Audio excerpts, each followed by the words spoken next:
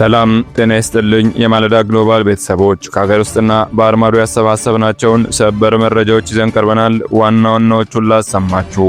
በአማራ ክልል በመንግስትና ፋኖ ኃይሎች መካከል የሚደረገው ውጊያ ተጠናክሮ ቀጥሏል።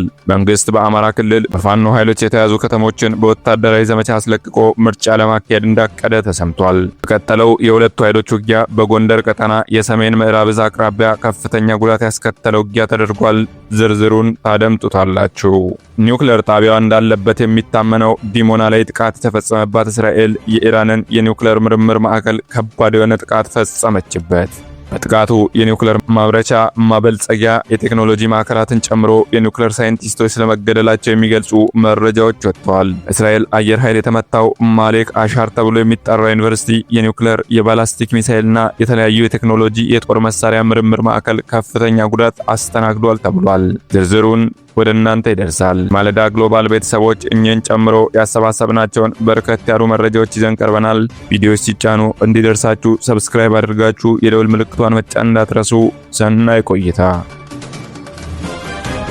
በአማራ ክልል በመንግስትና ፋኖ ኃይሎች መካከል የሚደረገው ውጊያ ተጠናክሮ ቀጥሏል። በጎንደር ከተማ አቅራቢያ የሰሜን ምዕራብ እዝ ዋና ማዘዣ ቅርብ ርቀት ጉብሪት በተባለ ቦታ ወደ መንግስት ሚሊሻ ካምፖች ዘልቀው የገቡ የፋኖ ኃይሎች በፈጸሙት ጥቃት የሚሊሻ ኮማንደር አዛዡን ጨምሮ ቁጥራቸው ያልታወቁ የሚሊሻ አባላት ከፍተኛ ጉዳት ደርሶባቸዋል ተብሏል። ገሚሱም የሚሊሻ አባላት እስከነትጥቃቸው በፋኖ ኃይሎች ተይዘው መወሰዳቸው ነው የተነገረው። በዚሁ ጎንደር ቀጠና ከሻውራ ቋራ ያለውን ወሳኝ ቀጠና ለማስከፈት መንግስት ኃይሎች መጠነ ሰፊ ዘመቻ እያደረጉ እንደሆነ ተሰምቷል። በእግረኛና በሜካናይዝድ ከደልና ከተለያዩ አካባቢዎች ጎንደር ጭምር ወደ አካባቢው የተንቀሳቀሰ መከላከያ ድኩል 40 ተብሎ የሚጠራ አካባቢ የዙያ 3 ድብደባ እያደረገ ነው። ቀጠናው የሚንቀሳቀሱት የፋኖ ኃይሎችም የዲሽቃ ተኩስ አጸፋ አልፎ አልፎ እየሰጡ ይገኛሉ። እስካሁን ጦርነቱ ባይቀሰቀስም በግመንክር ድኩል 40ና ሻውራ ከፍተኛ ውጥረት እንዳለ የመረጃ ምንጮች ተናግረዋል። በዚሁ ቀጠና ባሳለፍነው ወር ውስጥ መከላከያ ሰራዊት ሻውራ ከተማን ለቆ ከወጣ በኋላ ከ90 በላይ የሚሊሻና የአድማ ብተና አባላት የፋኖ ኃይሎች ወደ ከተማዋ በገቡበት ወቅት ከፍተኛ ጉዳት ማስተናገዳቸው ይታወሳል። መንግስት በክልሉ የፋኖ ኃይሎች ጠንካራ ይዞታ ቦታዎች ናቸው ብሎ በመረጣቸው አካባቢዎች መጠነ ሰፊ አዲስ ዘመቻ ሊያደርግ እንዳሰበ ነው የተሰማው። በቀጣዮቹ ሳምንታት በአየርና በምድር የተቀናጀ ወታደራዊ ዘመቻ ለማድረግ እንቅስቃሴ መጀመሩና መታቀዱን የወጡ መረጃዎች ያመላክታሉ። በተመረጡ የአማራ ክልል አካባቢዎች ይደረጋል የተባለው ዘመቻ የወረዳ ከተሞችን ወረዳዎችን ዋና ዋና ከተማዎችና ዋና ዋና መንገዶችን በመቆጣጠር ምርጫውን በሰላም ለማስፈጸም ያለመ እንደሆነ ተነግሯል። የዘመቻው ዋና ዓላማ ከምርጫ ጋር የተያያዘ እንደሆነ የተነገረ ሲሆን በተለይ ደቡብ ጎንደር፣ ማዕከላዊ ጎንደር፣ ሰሜን ወሎ፣ ሰሜን ሸዋ፣ ቢጫ ዞን ተብለው በተመረጡ አካባቢዎችና ወረዳዎች ላይ ከመጋቢት 28 በፊት ለመከላከያ ሰራዊትና ጥምር ኃይል ግዙፍ ዘመቻ ለማድረግ እንቅስቃሴ እየተደረገ እንደሆነ ተገልጿል። ዘመቻው የሚፈጸመው ከመከላከያ ሰራዊት አድማ ብተና ሚሊሻ በተጨማሪ ከሌሎች ክልሎችም አጋዥ ኃይል ወደ አማራ ክልል እንዲንቀሳቀስ ታቅዶ ነው። ለዚህ የሚመች ዘንድ በተመረጡ ቦታዎች ላይ ቀድሞ የአየር ድብደባ በማስቀደም እግረኛ ወደ አካባቢው እንዲሰማራ ይደረጋል። እግረኛው እንደገባ ደግሞ የምርጫ አስፈጻሚዎችና የብልጽግና ፓርቲ አባላት እንደዚሁ ወደ ካምፖቹ ተከትለው ይገባሉ።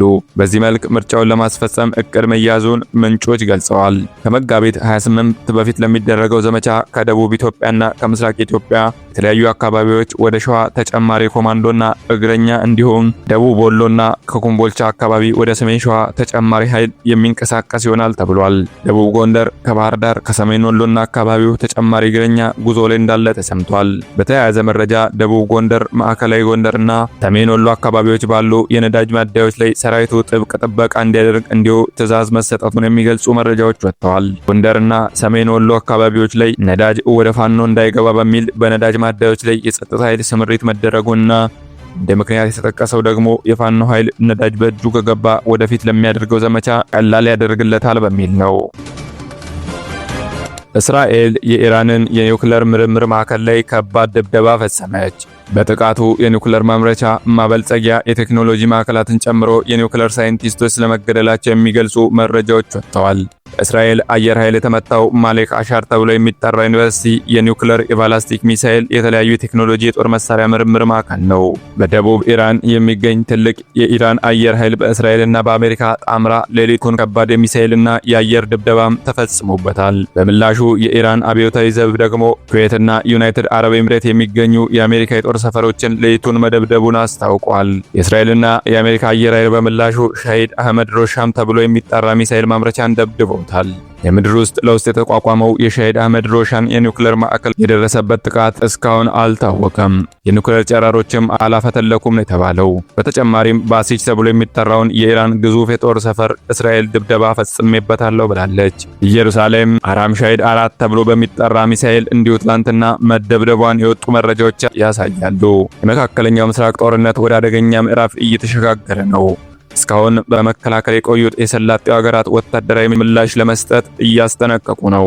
ሳውዲ አረቢያ የኢራን ዲፕሎማት በ24 ሰዓት ውስጥ ሀገሯን ለቀው እንዲወጡ ትዕዛዝ ሰጥታለች። ግብጽ እንዲሁ ይህንን አጋጣሚ በመጠቀም አንድ የአረብ ስኳድ ወይም ደግሞ የአረብ ጓድ የሚል ጦር ለማቋቋም ጥረት እያደረገች ነው።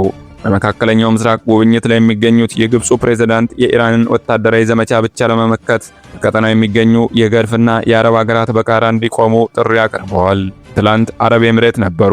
ከሰዓት በኋላ ሳውዲ አረቢያ እንዲሁም ደግሞ ከሊባኖስና ከዮርዳኖስ መሪዎች ጋር በስልክ መነጋገራቸውን የተገለጸው።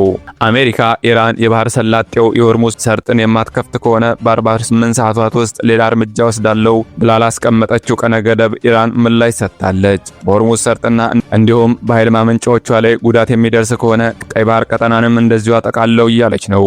ይህን ተከትሎ ሩሲያ አሜሪካ በዓለም ላይ የኤነርጂ ማዕከላትን በብቸኝነት ለመቆጣጠር የምታደርገው ስግብግብነት ገና ከባድ ዋጋ ያስከፍላታል ሲሉ የሩሲያ ባለስልጣናት ተናግረዋል። የዓለም የጤና ድርጅት ደግሞ ለዓለም የኒውክሌር ጦርነት እንዲዘጋጅ ጥሪ አቅርበዋል። አሁን የኢራን ሚሳኤሎች የእስራኤል ሚሳኤሎች ደግሞ የኢራንን የኒውክሌር ማዕከላት እየመቱ ነው። የአሜሪካው ፕሬዝዳንት ዶናልድ ትራምፕ እና የዩናይትድ ኪንግደም ጠቅላይ ሚኒስትር ኬር ስታርመር ስለ መካከለኛው ምስራቅ ግጭት በስልክ በተነጋገሩበት ወቅት በኢራን ስለተዘጋው የሆርሙዝ ወሽመጥ መክፈት አስፈላጊነት ተወያይተዋል ተብሏል።